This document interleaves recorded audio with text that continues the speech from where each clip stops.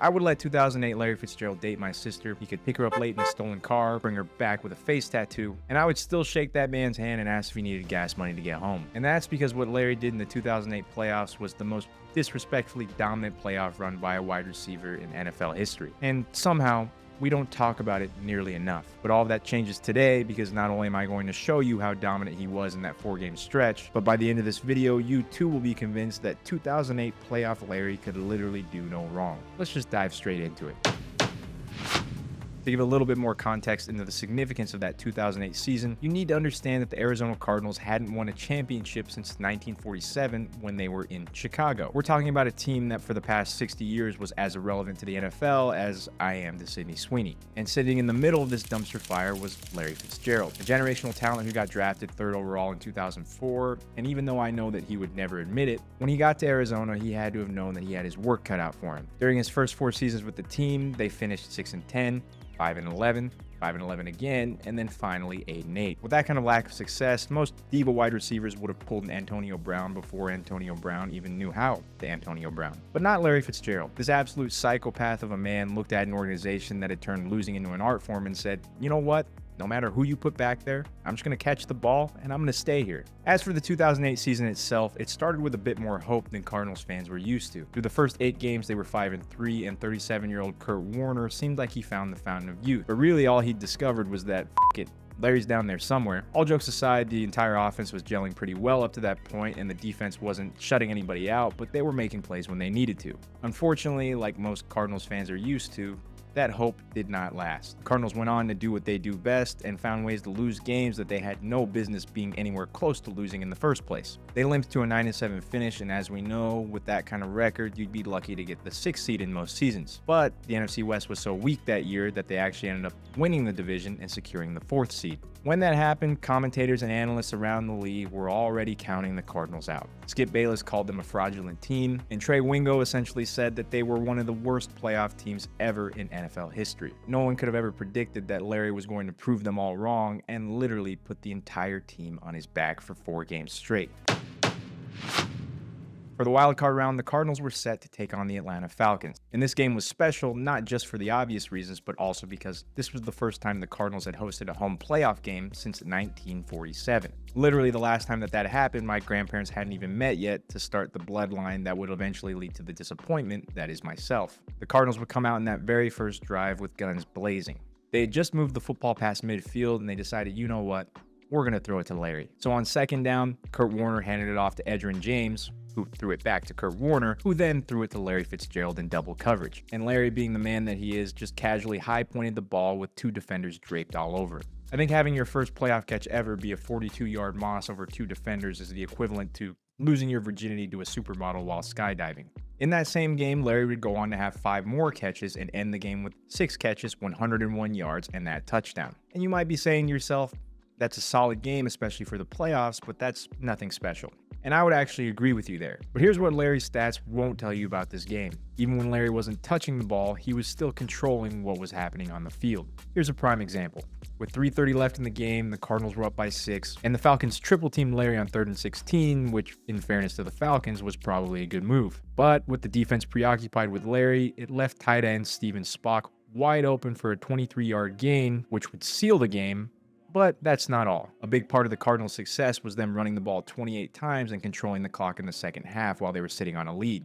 During their entire season, they definitely weren't known for running the ball. So why was it that they could run the ball 28 times? And it was because the Falcons were so terrified of Larry beating them deep again, they kept 2 defenders on him for the entire rest of the game. And when they did run it, Larry was out there throwing blocks like he was a tight end. And if you don't believe me, just go watch the tape. This man did not take a single play off, run, or pass. The Cardinals would go on to win that game 30-24, and Larry was just getting started. What would come in the following games would make that 101 yards and a touchdown look like a warm-up. The Cardinals just won their first playoff game since 1998. cool. But now they have to go to Carolina and play a revenge game. Earlier in the season, the Panthers beat the Cardinals 27-23. The Panthers finished the regular season 12-4. They were 8-0 at home, and going into this game, they were 10-point favorites. To add more to the list of things that was going against the Cardinals, Anquan Boldin wouldn't be playing in this game because of a hamstring injury he sustained in the wildcard round. So for that whole week, the Panthers defensive coordinator was probably walking around with a smile on his face, drawing up plays. He probably rightfully thought that they could do whatever they wanted to as long as they locked up Larry. On the Cardinals' first drive of the game, they would end up punting, and the Panthers got the ball back, drove down the field, and scored 7, which is about as perfect a start as you could hope for if you're a Carolina fan. Now on the Cardinals' second drive, playoff Larry decided to wake up and take the momentum back on a critical 3rd and 1 from their own 49. After Kurt Warner snapped the ball, he throws a bomb to Larry, who mosses 2 defenders for a 40-yard gain and brings the ball to the 10. A few plays later, the Cardinals score to tie it 7-7, and the bye week that many Panthers fans thought they had was suddenly a dogfight. Later in the first quarter, the Cardinals are knocking on the door again. This game would end up getting out of hand fast due to turnovers by Carolina, and the Cardinals kept adding to their lead. By the second quarter, the game's in hand at 20-7. The Cardinals are at their own 29-yard line. Kurt Warner throws it deep to Larry. Not only does he catch it, but while he's horizontal in midair getting hit, he has the presence of mind to stretch the ball inside the pylon for a touchdown. At halftime, it's 27-7, and even though the game wasn't over, we all knew it was over. Jake Delhomme had a rough day, throwing 5 interceptions, and the final score ended up being 33-13. Larry finished the game with 8 catches, 166 yards, and 1 touchdown. The 2 seed got absolutely demolished at home, and they had Larry Fitzgerald to thank for it.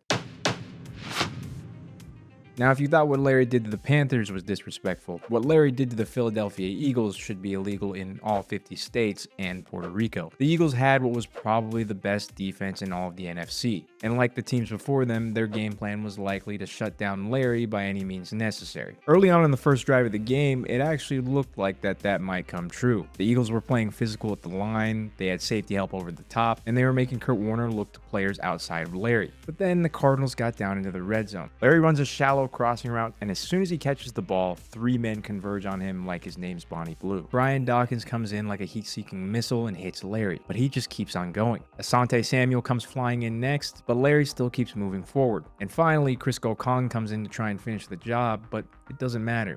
Larry plows into the end zone anyways. Touchdown Cardinals, 7-0 to start. The Eagles answer with a field goal, but on the following drive, the Cardinals strike back fast. The offense lines up in what looks like a normal formation. Kurt Warner pitches it back to the running back. The running back throws it back to Kurt, who then looks downfield and throws a bomb to Larry. The Eagles defense completely breaks down, and Larry runs free for a 62-yard touchdown. The score is now 14-3. At this point, Eagles fans are booing their own team in the NFC Championship, but those fans would soon find out that Larry still wasn't done. When the Cardinals got the ball back with just 3 minutes left in the half, they got down to the goal line again. Now, obviously, the smart defensive play would be to put everybody you can on Larry, but the Eagles decided to let 5'10" Sheldon Brown cover Larry alone. Of course, as soon as Kurt saw the mismatch, he threw the fade. Larry plucked the ball out of the air, got both feet down for an easy touchdown. In just a single half, Larry had 3 touchdowns in 3 different ways. One with power, one with speed, and one with finesse. His total before the break was 7 catches,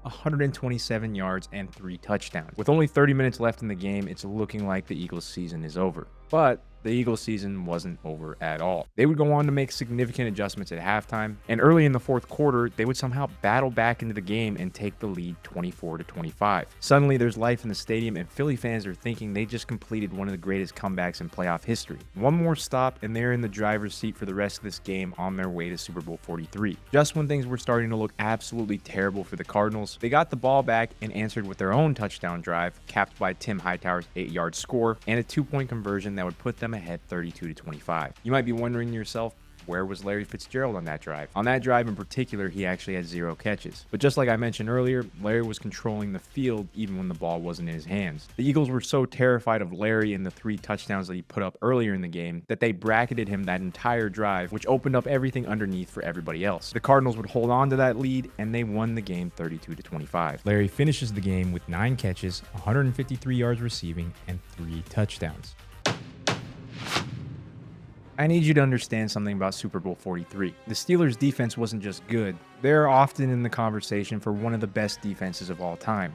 And for most of this game, that defense had Larry Fitzgerald locked down. They had Ike Taylor glued to him and Polamalu following over the top. Through 2 quarters, Larry only had one reception for 12 yards. To make matters worse, we all know what happened right before halftime. Kurt Warner threw a pick at the goal line, James Harrison grabbed it, and rumbled 100 yards the other way. On that play, Larry got knocked down at the line, but Larry, being the crazy bastard he is, still got up and tried to catch that man. He ended up covering about 95 yards in 10 seconds and nearly saved the touchdown if it wasn't for his own teammate running into him and essentially pushing Harrison over the goal line. After the half, things didn't get much better either. In the third quarter, the Steelers were able to add to their lead, making it 20-7, and Larry was only able to manage one more catch in that quarter, putting him at 2 catches for 30 yards. 45 minutes of the Super Bowl, the man who'd been destroying defenses for a month was nowhere to be found. The Steelers seemed to have figured him out. With 7:33 left in the fourth, the Cards got the ball back, and it was literally their last chance to make something happen. They needed 2 touchdowns, they needed a miracle, they needed Larry Fitzgerald. They march 87 yards down the field. Larry ends up making a couple crucial catches, including an 11-yard reception on 3rd down that kept that drive alive. They got to the 1-yard line, and with everything on the line, Kurt threw a fade to Larry with Ike Taylor draped all over him,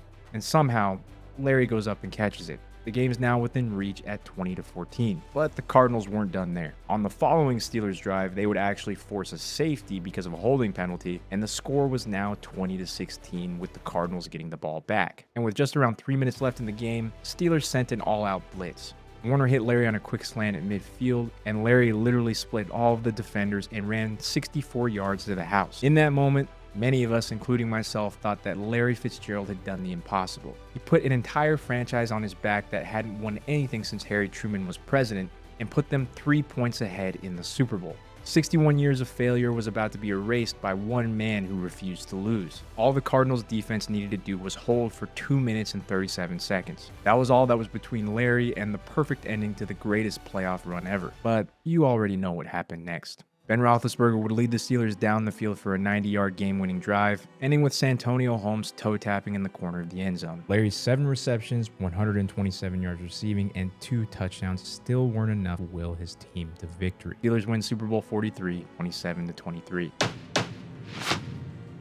It makes me sad even talking about it, but let's remember, in 4 games, Larry had 30 catches for 546 yards and 7 touchdowns. He had over 100 yards in all 4 of the playoff games that he played. He set the NFL record for most receiving touchdowns and receiving yards in a postseason, and that's not to mention that he did it all with a broken thumb. For a postseason performance this insane, sometimes it does seem like nobody does remember. And I think it's because Larry's historic run got overshadowed by 2 of the most iconic plays in Super Bowl history. James Harrison's pick 6, and Santonio Holmes' game winner. While you will hear people like me cry about it, you will never, ever hear Larry Fitzgerald cry about it. And that's exactly why I'd let 2008 Larry Fitzgerald date my sister. Because for 1 month, he put on the greatest postseason performance that we've ever seen by a wide receiver. If you enjoyed this video about me planning my sister's theoretical wedding to a football player, make sure to let me know in the comments, hit the like button if you're feeling generous, or maybe even subscribe. And before I go, just remember, if you're not willing to let them date your sister, they probably weren't that great anyways. If you enjoyed this video, you might enjoy my last video as well, which,